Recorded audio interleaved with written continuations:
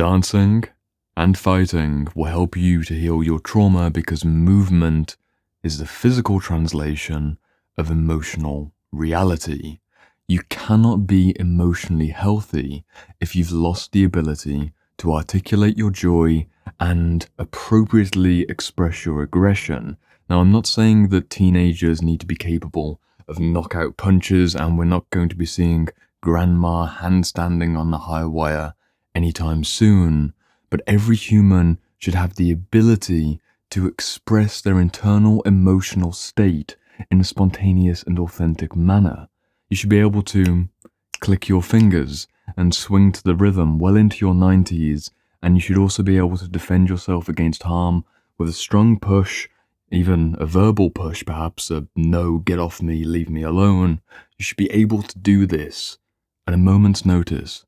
I'm not saying that you should do that all the time. There are healthy boundaries and ways to calibrate towards society where you're not going to be dancing and grooving your way through the office meeting, and you're probably not going to be bulldozing everyone who gets in your way with your sharp tongue or your aggressive fists. But the point is that you should be able to. Trauma is a full body process. It's a full body process that requires a full body solution. We may get intrusive thoughts, we might have flashback memories, we may get anxiety and depression as symptoms that we notice, but the trauma which underpins every symptomatic expression is a full body emotional reality, and some people would even say that the body comes first. It's the dis-ease, the disease, or the discomfort that's in the body which then becomes the thought. If you ever notice this when you're maybe sitting around and you suddenly get anxious, what happened first? Was it the thought about the person who you're worried about, or was it the life situation that's stressful that caused your body to shrink up and get tight and start to be like this? Or maybe shut down, or maybe get way too frenetic? Or was it actually that the room's a little bit stuffy and you need the window open, or you haven't been for a walk today, or you haven't hit the gym in 3 days, and your body's got way too much tension, and you're translating it as a thought which doesn't need to exist? In the same way, unresolved childhood trauma or relational trauma that happens at any point in our adult life can create the same unresolved baseline that needs a physical expression, and there's no amount of talk therapy which can substitute the embodiment. But what does this mean in terms of a lifelong healing journey? Well, that's what we're going to address in today's video. I've got a question from Amy, which I'm going to read for you right now. But before I do read that question, I want to let you know that my mentorships are now open. They open every 4 months to a handful of people. All the details in the pinned comment. Still not very good at advertising. I just remembered, and I'm glad that I did. But if that long comment resonates with you in terms of intentions, expectations, intensity, and full spectrum self-development, and, you know, all of the things that you expect from me, send me a DM on Instagram. We'll be filling up soon. But the question today from Amy is as follows. Would you say that we, brackets, trauma survivors, require fitness spaces for the rest of our lives? I think I lost the blur there, but hopefully we're back. Do we require fitness spaces for the rest of our lives? At what point does the need for them diminish? Or are you recommending some form of training until old age or death, or just no longer felt necessary for healing? Amy, thank you for the question. That's exactly what I'm recommending. I do not believe that any human can call themselves a human unless there's been a really obvious physically disabling situation. But even then, there's something that I want to go into in regards to emotional expression in an accessible way. I don't believe that humans are truly humans without emotional expressive capacity, and this will usually mean physical gesture. And one of the major inspiring elements of personal transformation is unlocking the spontaneity of gesture and the aliveness of your heart, and that full perceptual engagement and sensory engagement with the world, which sets us alight and distinguishes us from animals or trees or rocks. I'm not saying that you need to have the full ability to be like a theatrical master illustrator with your facial features and be able to do all these incredible gestures like a professional dancer. But you should be able to appropriately express depending upon your capabilities. Someone who is in a wheelchair may not have the ability to ballroom dance, but they've definitely got the ability to connect into their heart and still be able to express in a way where their body still gets the opportunity to complete the internal reality as an externalized expression. Fitness is a wonderful gateway into this, and for the rest of this conversation, I am going to focus on people who have the ability to, explore in a full-bodied sense in fitness spaces. For a small number of people, it might not be realistic either due to financial constraints or other bodily disabilities to go into the gym, but for the vast majority of people watching this video, you can afford at least a $20 or $30 gym membership, and you can get yourself to the gym and find a way to move which not only gives you vitality and mental health, but also will tangentially support your trauma healing journey. Amy asked specifically, at what point does the need for a fitness space diminish? I'd hope never. I'd hope that you find a way to move in the gym, or dance in the dance hall, or go to the swimming pool and find something which can really guide you through for decades. We see this example in the wonderfully elderly who are in their 80s or in their 90s and they're still jogging, they're still going to the gym, and they might only be benching like 100 pounds at this point, but they're still going in there. I remember actually, I'm glad that I remember this guy. There was a guy at my university called Roger, old Roger. Sounds like I'm telling a story from the 18th century. Anyway, old Roger was at the university gym with all the young whippersnappers. Anyway, he was, and he used to come in, I think he was 74, and I was 18 at the time, and he used to come to the deadlift platform, and he's quite a small guy, he's probably about 5'5", he used to always wear this bright orange t-shirt, and sometimes it was green shorts, sometimes it was black shorts. I suppose if you invert the orange and green, you kind of look like a carrot a little bit, like an upside down carrot. That's not the point. Roger's fucking fantastic. And he would do these deadlifts, and he didn't have the best form, didn't do the most weight, but he would come in there with a big smile, and he would lift, and he'd chat to the young guys who were lifting, and I don't know why he was there at this university gym, but every time that I saw him over those years that I was training, I only had positive interactions and only felt inspired that here's this guy doing his deadlifts, doing his squats. He wasn't breaking parallel, but I'm not going to criticize him. If I'm squatting when I'm in my 70s, I probably wouldn't care about breaking parallel on the squat either. If you know what a squat is, that's when you go beneath the hip crease to make it a proper squat. There's no half reps when you're squatting, unless you're doing hypertrophy training and different. Anyway, we get into the point of squatting. It's so inspiring to see someone moving. It's inspiring to see someone who continues to hike into their 90s. It's inspiring to see someone who can continue to do pull-ups, not just because it means that they have a connection with their body, which is a primary important element, especially as you go into your older years. It's very normal to become lonely. It's normal to become disengaged from life and to be clamped down into routine and very concretized ways of thinking where people get stiff and they get rigid and they lose the ability to even stand up from the floor, and God forbid they take a trip or fall down the stairs in their 60s. Some people can die from this, and it's heartbreaking because you can imagine what would happen if they spent a few hours every week rolling on the floor, jiu-jitsu style movements, acrobatic style movements, nothing crazy, but maintaining the ability to do a forwards roll into your 80s because in your 20s or your 30s, you started doing these kinds of movements. They're not going to happen if you start in your 60s. Maybe they will. I've heard stories of people who start running. I think Rich Roll did a podcast a few months back where he was coaching someone who started running in their 90s. I might be wrong on remembering that one, but those are the really rare exceptions.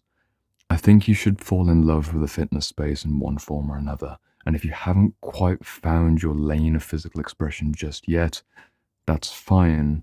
But if you really do value your longevity and your mental health all the way towards death, it's a really unwise move to not find a gym or a dance hall or a swimming pool or a climbing center or some kind of movement-based social environment where you get to be connected to yourself, connected to other people, and ultimately form that interpersonal, embodied, social, relating element that keeps you sharp and keeps you healthy. Do you need the fitness space for the rest of your life?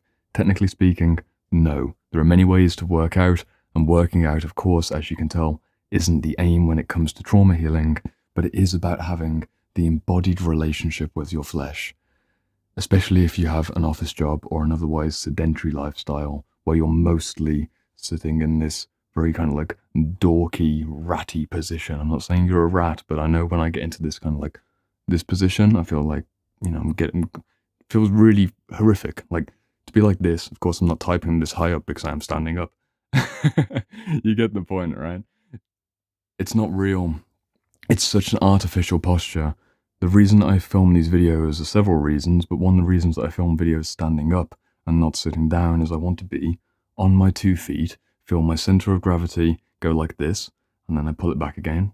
And you'll see even the small shifts in the video where I'm starting to speak like this, as opposed to when I'm coming back. It creates a different expression of the language.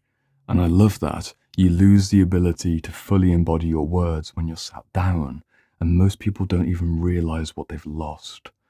The possibility of falling in love with dancing or falling in love with fighting or weightlifting, and hopefully it's clear it's not about dancing or fighting in particular. Sure, there's something about dance which, generally speaking, leans towards joy and hopeful expression, but you can also dance in a sad way, especially if you're a man. If you're a man, and this is going to be quite confronting for a certain man who sees this video now, if you don't have the ability to hold yourself when you're sad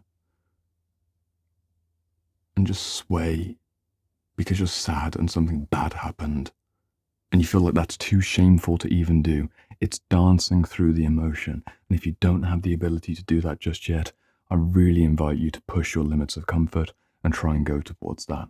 Maybe you find it easier to be like clicking and jiving in the club, and maybe with substances, which I also don't recommend.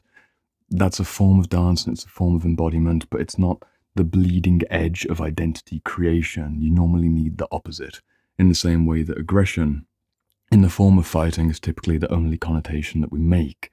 We see young men who are training MMA, for example, as being really, if you're not into the world, if you are into the world, it's very different. You see people who are into fighting as being very aggressive, very hostile, very high testosterone people.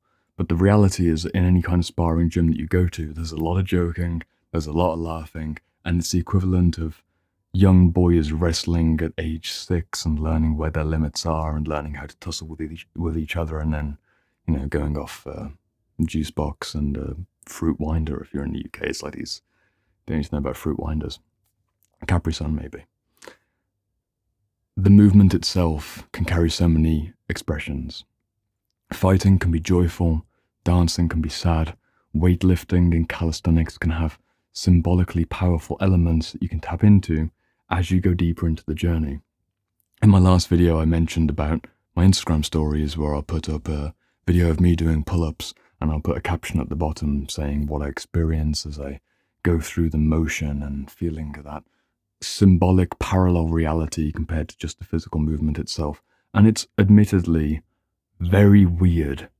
It's weird that I put these stories out and I'm adding all this supposedly like unnecessary, fruity, flamboyant experience of reality onto just a basic exercise, like it's just movement, bro, calm down. But that's how I can actually experience reality when I shift my perception into that mode of being. Not every single rep is a transcendent symbolic experience of pulling myself up through struggle and breaking through the threshold with the bar and hitting it off my heart and then coming down with the muscle up where you have the triple. You pull through, this is on gymnastic strengths, you pull through and then you break through and then you push out of the struggle. If you've ever seen a muscle up, that's what you do with the gymnastic strings. When you tap into that way of being, you get a whole new possibility to embody your imagination that very, very, very few people understand is possible. Not every rep is like that. Sometimes I just put metal music on and I just have an aggressive workout, or sometimes it's just going through the motions and I really don't care. Not every single session is the most joyful peak experience of life. But I want you to explore the possibility and the likelihood of finding that version of deeply engaging, embodied, imaginal reality. That likelihood is increased if you make a commitment to train until death. Your training may differ from dance or fighting. It could again be weightlifting or a certain type of sport. But I want you to find it, because you're missing out on something very beautiful if you don't have a lifestyle which includes that beautiful way of engaging with your own flesh and bone, because it will also activate your mind and it will also activate your heart. It's easy to see in dancing when people really get into the flow and you can see the smile, you can see the expression. What if it was like that in all types of fitness? It can be. We see it in the flow state. You do see it. There's the hint. So Amy, do you need a fitness space for the rest of your life in regards to trauma healing? Depends what your definition is, and I suppose it depends what your standard of life is that you're aiming towards. I think it would be a great shame to not integrate a truly enlivening movement practice into your weekly routines. And the gym or the dance hall or the MMA studio, dojo, whatever you want, they're all wonderful opportunities, and it's worth committing to the journey. Because if there's been anything, in addition to reading all these books and going on the various journeys of backpacking that I've been through, if there's anything that's transformational in my life, it was getting into the gym at 16 and learning how to move and live and heal the dissociation that unfortunately I kind of fell into in my childhood years. You need fitness, and certain dissociative or depressive or anxiety tendencies will keep cropping up unless you have some kind of anchor into reality. It's not the case that we fully heal our anxiety or fully heal our depression if that's a baseline that we've spent decades looping on. It might keep coming up without consistent self-care, and movement could be that for you. So take this information as you want, find yourself a place where you can move in a way which would be enlivening for you, and see if you can activate your symbolic imagination as you go, because it will be well worth it. That's all I've got to say. I'll see you over on the next video where we're talking about a very unrelated topic, but maybe it's related. We're talking about the parentified child and parentification and how to heal from it. I'll see you over there.